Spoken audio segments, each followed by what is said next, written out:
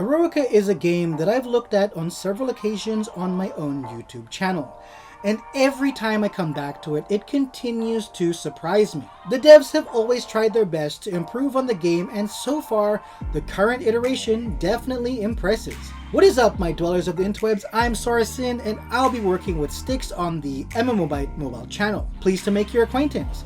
Please drop a like and subscribe to the channel if you like our content. All gaming content is played and recorded on the BlueStacks emulator while I get my phone fixed, and is from an Android perspective. Eroica is a 3D anime-style hero collector gacha game available on mobile devices, and the attention to detail on what needs to be fixed is always impressive to me. In Eroica's story mode, you can travel around the world map and explore the various regions available. What I like about this game is how, when you enter the different regions on a map, it's not all about the fighting. You must also travel through the regions either manually or on auto, of which I recommend exploring on manual. While exploring, you can find the hidden treasures, pick up side quests to do, and also solve puzzles while also finding monsters to combat, and that's a lot to do in the various regions compared to your standard hero collector RPG. The gameplay reminds me a bit of Another Eden, which is another great game. I believe giving the players the extra features to enjoy the content definitely helps to improve on what could be lacking in the usual mobile hero collector game. This game has already had a big overhaul on what it originally looked like almost a year ago. They completely revamped their challenge menus as well as certain challenge modes. One thing I always wished and hoped they would implement is a speed option while in combat, and they finally added it in. This is a welcome addition, especially when you run out of sweep tickets and are just farming the challenge mode for armor and are left to just repeat grind it. It may seem like such a small feature, but it really makes all the difference. The game has also had plenty of issues with optimization, and I feel like it's finally getting to a point where I don't have to be frustrated by uncalled for frame drops when an ultimate is being casted. Speaking of ultimates, the character ultimate skills are absolutely breathtakingly beautiful. Each character has a unique ultimate skill cinematic which can be skipped, but now that the game has a speed feature, I feel like you don't really need to skip it since it's played pretty fast anyway. Even still, it's always fun to watch for me personally. The character models are beautiful 3D models and are very detailed, and if you go into their character menu, you can also view their 2D art designs as well. You can view it as a full screen portrait mode for screenshot purposes, and I gotta say, the waifus in this game are stunning, and for those of you who enjoy your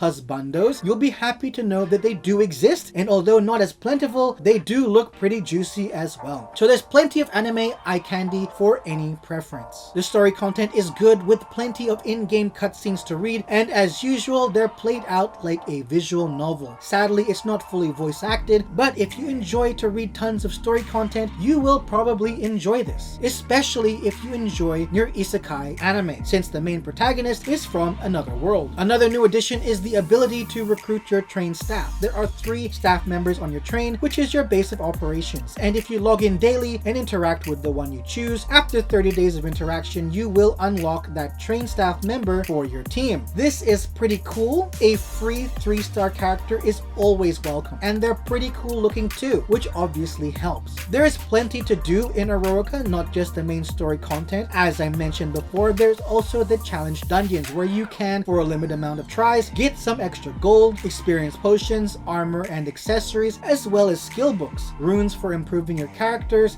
and a couple other dungeons are available as well. Make sure to do these daily to make the most of them. I'm still not a fan of the PvP though, because the matching of players is always unbalanced as far as I'm concerned. It's very hard for me to find opponents around my level of attack power, so I can only manage a few fights a day until I start losing all the time. Of course, I'm always trying to improve my gear and my stats so that I can be stronger in the arena. But when you're starting out, the arena will not be your friend, that's for sure. So far, the gacha has been very generous to me. I have quite a few 3-star characters, and the game does seem to be fairly generous with the handing out of summoning currency. As per usual, you will have to be picky with who you want to roll for and save up for, because it does take a bit of time to gather enough gems to do a fair amount of summons. As far as I know, this game was in soft launch for certain countries. I'm not entirely sure if it's available globally now, but you can always find it on taptap.io if you're unable to see it on your app store. Overall, I'd say that Eroica is doing well well for itself going into 2022, and the devs are always hard at work to listen to the players and find out what is needed to improve on the game. I will most likely play this more now, since most of my complaints have been fixed. I truly think Eroica is a great game, and I hope you'll give it a try. It deserves to be noticed and enjoyed. So there you have it. That's my first impression on Eroica in 2022. Please remember, this is just a first impression, not to be confused with a full review, and my experiences expressed in this video are my own. Thank you for watching. I'm Sora, and this is MMObyte Mobile. Feel free to follow me on all my socials, and you can also find me on my own YouTube channel. Links are all in the description and pinned comment below.